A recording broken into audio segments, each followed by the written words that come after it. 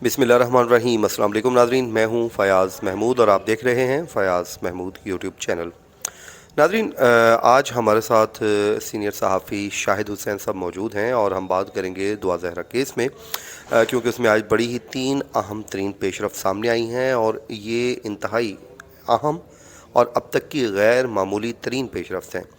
शाहिद भाई, एक तो आपका बहुत बहुत शुक्रिया, आपने हमें ज्वाइन किया और आप मुसलसल हमारे नाज़रीन को जो फ़र्स्ट हैंड इंफॉर्मेशन है वो हमारे नाज़रीन तक पहुंचा रहे हैं और उन तक वो मालूमात ला रहे हैं सामने जो अक्सर लोग जो है फ़ेक मालूमात फैला रहे हैं और आप उनको भी काउंटर कर रहे हैं। तो सबसे पहले तो आपको बहुत शुक्रिया। लेकिन ये जो मामला हुआ है कि दुआ ज़हरा ने जो बयान रिकॉर्ड करवाया है जिसमें उसने सब कहानी बता दी है कि किस तरह उसको ज़हीर के ने वही काम किया जिसका डर था, मतलब यानी कि अलहदगी इख्तियार कर ली, उस बेचारी को एक तरह का घर से निकाल दिया।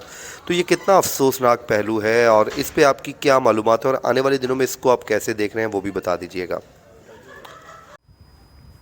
जी फ़ैज़ भाई, आपका बहुत शुक्रिया। आप यकीनन सऊदी अरब में मौजूद हैं और अल्लाह ताला आपकी जो शहादत हासिल की है, आपने हज की, वो कबूल फरमाए।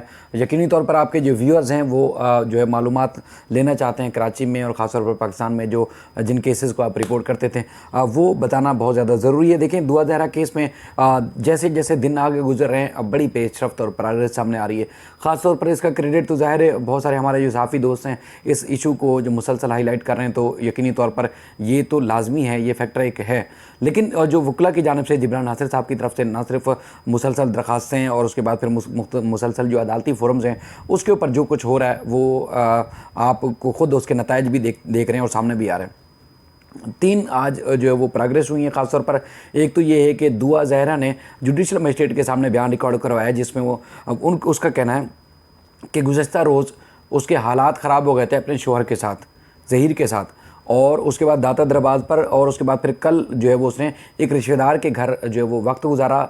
तो अब उसके बाद रहने की कोई जगह नहीं है, छत नहीं है, लिहाजा उसको वालिदैन से भी पहले भी तशद्दुद करते थे, नुकसान पहुंचाते थे, मज़ीद भी उसकी ज़िंदगी को ख़तरा है, तो लिहाजा शेल्टर होम भेजा जाए। लड़की ने दरख्वास्त की लाहौर की अदालत से, अदालत ने वो दरख्वास्त मंजूर की और बच्ची को शेल्टर होम भेज दिया। उस पर काफ़ी सवालात उठते हैं। यकीनी तौर पर एक माइनर बच्ची जिसके फ़िल वक्त कोई बयान की हैसियत नहीं है और वो कैसे बयान दे रही है कि उसको शेल्टर होम देना चाहिए। अदालत को सोचना चाहिए था कि वो सिंध पुलिस चूँकि वहाँ मौजूद है और उसके बाद फिर मुद्दई मेहदी अली काज़मी साहब हैं, उनको सुना जाता। और ये सारे केस को सुनने के बाद यानी कि चलो और किसी को भी नहीं सुनना था तो पंजाब गवर्नमेंट को, प्रोसिक्यूशन डिपार्टमेंट को ज़रूर सुनती कि आया कोई ऐसा केस तो नहीं है जिसकी वजह से बच्ची जा रही है। यानी कि मैं जाऊँ या कोई भी बच्चा उठे और जाके अदालत में खड़ा हो जाए और कहे कि मुझे जो है वो शेल्टर होम जाना है, तो क्या अदालत शेल्टर होम भेज देगी? यकीनी तौर पर आगे पीछे जितने भी कानूनी जो पहलू हैं वो उसका जायज़ा लेगी, उसके बाद ही फिर फैसला करेगी। बहरहाल इसको चैलेंज किया जाएगा मुमकिन तौर पर। मेहदी अली काज़मी साहब के जो वहाँ वकील हैं लाहौर में, वो चैलेंज करेंगे कि माइनर बच्ची को कैसे उसकी मर्ज़ी या उसके स्टेटमेंट के बाद जो वो जाने की इजाज़त दे दी गई। दूसरा, ज़हीर की ज़मानत का गुज़श्ता रोज़ जिस तरह हमने रिपोर्ट किया था कि ज़हीर ने गुज़श्ता रोज़ जो है लाहौर हाई कोर्ट का जो मुल्तान बेंच है वहाँ से हिफाजती ज़मानत ली है और 4 दिन की उसको हिफाजती ज़मानत मिली है और कराची के ट्रायल कोर्ट में वो पेश होना चाहता है।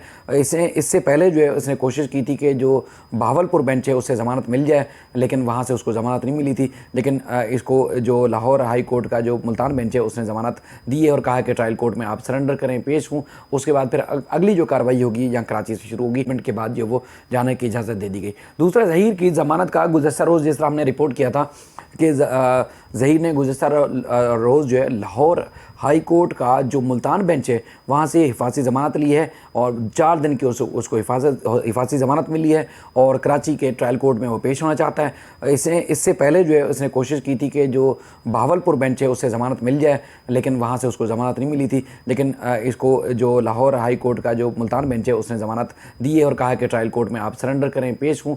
उसके बाद फिर अगली जो कार्रवाई होगी यहाँ कराची से शुरू होगी। अब 3 से 4 रोज़ हैं, उसके बाद एक दिन तो ख़त्म हो गया, वैसे जुमे तक का टाइम है, जुमे को वो शायद या उससे पहले वो पेश हो सकता है। तीसरी जो बड़ी डेवलपमेंट हुई है आज वो ये हुई है कि मेहदी अली काज़मी साहब के वकील जो जिब्रान नासिर साहब ने दरख्वास्त दायर कर रखी थी कि जो केस के तफ्तीशी अफसर हैं शौकत शाहानी, वो जानिबदारी का मुजाहरा कर रहे हैं, वो सही मानों में तफ्तीश नहीं कर रहे, तहकीकात नहीं कर रहे, तो लिहाजा इसके केस के जो तफ्तीशी अफसर हैं उनको ओहदे से हटाया जाए।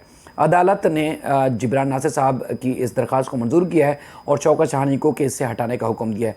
इससे बड़ी ज़बरदस्त चीज़ और क्या हो सकती है कि एक अदालत ने ऑर्डर दिया है कि इस मामले की या इस नोयत के केसेस को जो देखने वाले जो तफ्तीशी अफसर हों, जो ऐसे मामलात की महारत रखते हों, उसके सपुर्द की जाए तफ्तीश और उसके बाद फिर केस का चालान जो मुतल्लिका ट्रायल कोर्ट है, जुडिशल मजिस्ट्रेट, वहाँ पेश किया जाएगा। तो ये बड़ी और ख़ास पेशरफ्त हुई है।